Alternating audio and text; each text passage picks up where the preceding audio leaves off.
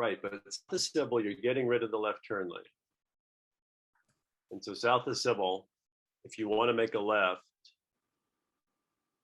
if you're heading south and you want to make a left, you don't have that center turn lane.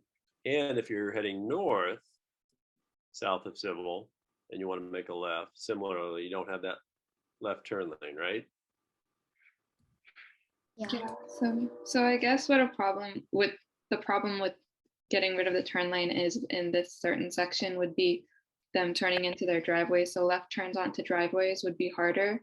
So maybe removing the roadside parking would have to be the solution for that.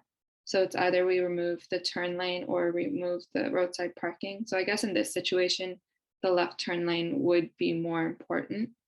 So maybe that's a flaw in our design. Go back to the last slide. Go back one more.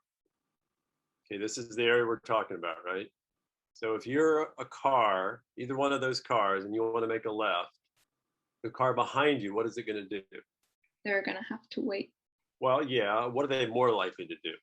Try to pass you. Try to pass you in the bike lane, right? So what does removing parking achieve? That would push the bike lane in, and then we'd be able to keep the turn lane. Okay, I see what you're saying. So remove parking. All righty. Well, that's okay. So you're right. You've got an option, at least geometrically speaking. I think most residents would say lose the left turn lane and keep the parking, would be my guess if you could ask them. So I think your design is probably the better option. And what you might want to do, one of you can maybe take this on, is look around San Leandro and see if you can find another street that's kind of a busy street, maybe not the most busy street in the city, but is kind of a busy street that has just one lane in each direction with no center turn lane. And you could cite that as an example here of, what we're proposing here, a busy street with no center turn lane. San Leandro already has these elsewhere, and people make left turns presumably just fine. Okay, so see what you can find, similar busy streets. Alrighty, go forward now a couple slides again. All right, so Sybil and Bancroft, talked about that. And then, oh, there's Thomas. Okay, I get it. And Thomas, so Thomas, you want to transition to the two-way cycle track. Okay. What is going on at the intersection with Thomas? Is there a traffic light? Actually, so the currently there's only a crosswalk at Blossom, which is the first one, but we want to remove that crosswalk and add the crosswalk at Thomas. So right now there isn't a traffic light or anything there. Stephanie, why are you proposing to remove the crosswalk at Blossom? Because it would be kind of more convenient to have like a crosswalk at Thomas because that's closer to the high school slightly. Why not do both? Because that would kind of like block the traffic flow a little bit. It would have two crosswalks like subsequently. Okay, your decision, your call on that. I think I would keep them both, but do it the way you want to do it. All right, so I think the intersection of Thomas and Bancroft needs a little work. You want to make it safe to cross the street on your bike to get in and out of the cycle track. So I would say take another close look at that. If you go to the NACDO guide, which I shared with you a while back, they've got some solutions in there you can find. Let me know if you get stuck. And then finally, 136 in Bancroft, kind of a similar design challenge. I think the solution you find for Thomas, you'll want to apply the same solution to 136 in Bancroft. Just go look at the NACDO guides and see what you can find. All right. Although, hold on. At 136 in Bancroft, we have a scramble. Now remember, it's a scramble. And so what you might want to do is during the scramble for pedestrians, let bikes go in and out of the cycle track. Just have it be a bike ped scramble. I think that would be pretty cool. Bus stops. All right, Waylon, you there? Yep. All right. So Waylon, on the left of this slide, well, first, one thing, your black arrows they're reversed. So just switch all your black arrows to the other direction. One correction. Oh yeah, I forgot about that. Make sense? Yeah. Okay. And then on the left side where you have a red line that shows the curb, correct? Mm-hmm. So there, further up and down the street, that's parking next to the curb and the bike lane's away from the curb.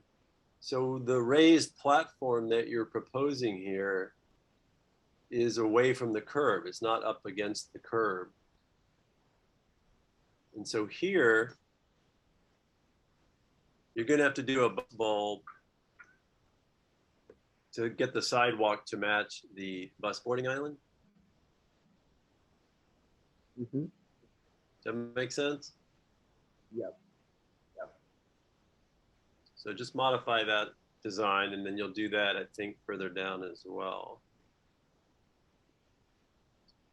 And then you might want to take a picture from the NACDO transit guide that shows that raised bikeway at a transit stop, and maybe add that image here somewhere so people get a better idea of what you're talking about. Okay. You've got room to, I think, add another smaller image. All right, go to the next slide. And what is the beige area here? Beige is the buffer. It's like Is the the buffer, paint. okay. Yeah, the paint. Waylon, go back one slide. I want to see what color the buffer was there. It was Okay, white. so here it's white. So pick a color and stick to it. All right. Same thing here. You're going to extend the sidewalk out to the bus boarding area. Same design. McKinley. Now you've got a two-way bikeway. So here you definitely need the image from the NACDO guide to show what's going to go on at that bus stop. You've got room to add it here to the lower right. Yep. There's no parking. So yeah, you want to indicate somewhere along here how many parking spaces are being removed. And then if you can, one of you could like look at an aerial view of the school and count up the total number of parking spaces at the school. So you'll be able to say something like, we're removing 10 parking spaces. There's 200 parking spaces at the school. So we're removing 5% of the parking, some low percentage that won't alarm people when they hear what's going on. All right. Go, Waylon, go back, or whoever's driving here, go back a few here. Go back, go back, go back. Right here, stop here. Maybe think about another slide that's a little bit panned out from this one that captures more of an aerial view. And it shows your bikeway here. I like that. But I want to know where the nearby bikeways are. I want to know that 136 Ave is a bikeway.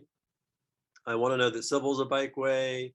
Show me the bike network from a broader picture and why Bancroft in this area is so important. Okay. Thank you for all your, There's my feedback. thank you for your feedback. Good job so far. Good first draft. Excellent. We're actually gonna come back. I have to end the Zoom and restart it so we have time again. But we're gonna come back and then talk about everything that we've learned, like from outreach, from like the Fair and Peers website, all the comments and concerns that we've heard from people, and like an overall overview of everything that we've done since for like the summer. for our podcast. Gotcha. Okay, thank you.